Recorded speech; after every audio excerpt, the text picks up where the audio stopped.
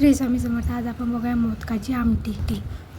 तर त्यासाठी घेतलं आहे मी खोबरे, 3 कांदे, लसणाच्या पाकळ्या, आलं, मिरच्या आणि हे वाटण आहे मी ते तुम्हाला सांगते कसलं आहे. तर सर्वात आधी आपण तेलामध्ये मिरच्या अशा फोडून घ्यायच्या आहे, म्हणजे ते कशा अंगावर उडणार नाही का, ते अंगावर उडतात नाही तर, कारण ते धुतलेलं आहेत ना. नंतर 3 कांदे घेतलेले आहेत. मिरच्या व्यवस्थित फ्राय झाल्यानंतर त्यामध्ये लसूण व आल्याचा तुकडा टाकून द्यायचा आहे, ते पण व्यवस्थितपणे फ्राय करून घ्यायचं आहे. अशा प्रकारे हे फ्राय झालेलं आहे. आपण लो फ्लेमवरती त्याला फ्राय करत आहोत ना.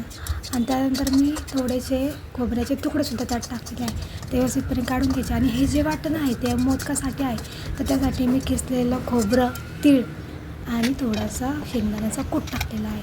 तर ते एका मिक्सरच्या जारमध्ये मी तो काढून घेतलेला आहे आणि तो आता फिरून घ्यायचा आहे. तर बघा फिरून झालेला आहे, तो एक साईडला ठेवून द्यायचा. तर थोडासा मी सारणामध्ये गोडपणा येण्यासाठी मी थोडीशी साखर टाकते. आता हे आहे वाटण दुसरे, जे आपण आपल्या कटासाठी म्हणजेच आमटीसाठी बनवतो आहे. तर ते सारणसुद्धा मी वाटून घेतले आहे. आता आपण बनवतो आहे पिठाचा गोळा.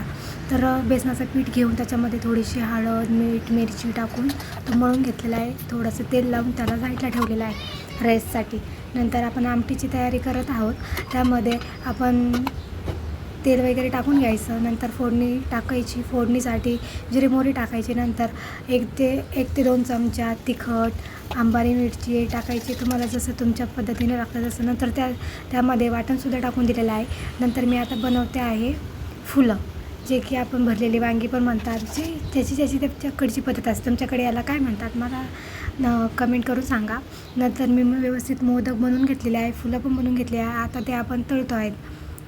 तळल्याचा फायदा काय असतो माहिती आहे का, जे पीठ आहे ना ते भाजीमध्ये उतरत नाही, म्हणजे ती भाजी घट्ट होत नाही.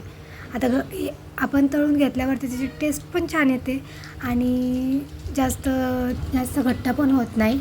अशा प्रकारे आपली झणझणीत आमटी तयार आहे. तर कशी झाली मला नक्की कमेंट करून सांगा. थँक्यू. बाय.